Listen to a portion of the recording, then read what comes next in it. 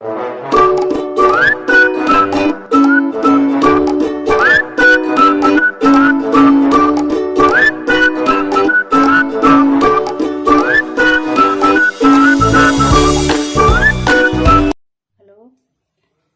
வணக்கம். கிராண்ட்மா லைஃப்பில் இன்றைக்கி நம்ம காராமணி கருணக்கிழங்கு குழம்பு எப்படி செய்கிறதுன்னு பார்க்கலாம். இதுக்கு ஏற்கனவே காராமணியும் கருணக்கிழங்கும் வேக வச்சு வச்சுருக்கேன். ஒரு 200 கிராம் காராமணி, 200 கிராம் கருணக்கிழங்கு. இப்போது கடாயில் எண்ணெய் ஊற்றிட்டு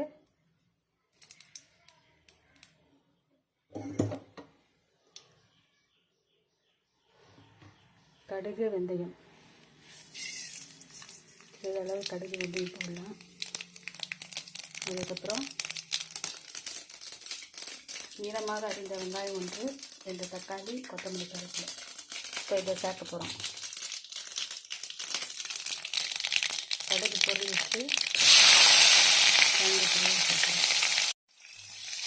வெங்காயம் சேர்த்து வதங்கினோடனே தக்காளி சேர்த்துக்கிறேன்.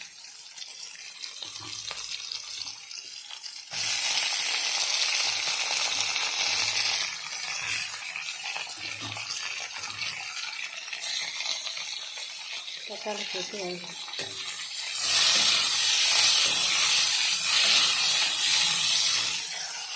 கொஞ்சம் கொத்தமல்லி சேர்த்துக்கலாம்.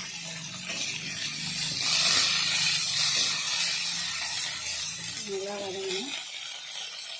அதுக்கு முன்னாடி நம்ம ஒரு எலுமிச்சம்பழம் அளவு புளி எடுத்து அதை கரைச்சி அதில் 1/2 ஸ்பூன் மஞ்சப்பொடி, 3 ஸ்பூன் மிளகாத்தூள் போட்டு தேவையான அளவு உப்பு போட்டு கரைச்சி வச்சுருக்கோம்.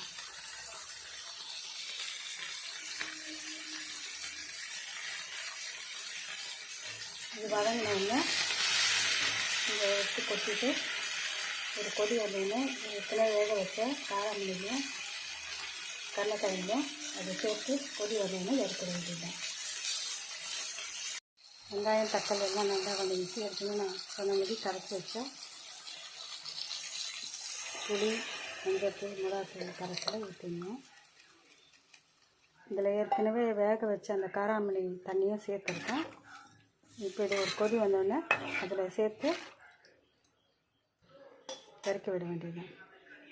அது ஒரு கொதி வந்தோடனே இறக்கணும். இது சீக்கிரமாக செஞ்சிடலாம். எல்லோரும் செய்யக்கூடிய சுலபமான குழம்பு, எல்லாருக்குமே பிடிக்கும். இதில் காராமணி சேர்க்கறதுனால ப்ரோட்டீனு, விட்டமின்ஸ் எல்லா சத்தும் சேர்ந்துருக்கும். நீங்கள் ஒரு வாட்டி செஞ்சு பாருங்கள். குழம்பு நல்லா கொதிச்சிடுச்சு, வாசனையும் வருது. இப்போ இந்த காராமணி கருணக்கிழங்குல நம்ம இந்த குழம்பை சேர்த்துக்கணும். குழம்பு நல்லா கொதிச்சிச்சு. இப்போ கருவேப்பிலை, கொத்தமல்லி போட்டு இறக்கிடலாம்.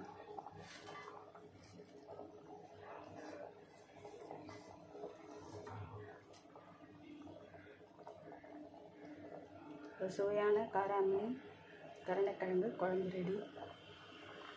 இந்த வீடியோ உங்களுக்கு பிடிச்சிருந்தா லைக் பண்ணுங்கள், ஷேர் பண்ணுங்கள், சப்ஸ்கிரைப் பண்ணுங்கள்.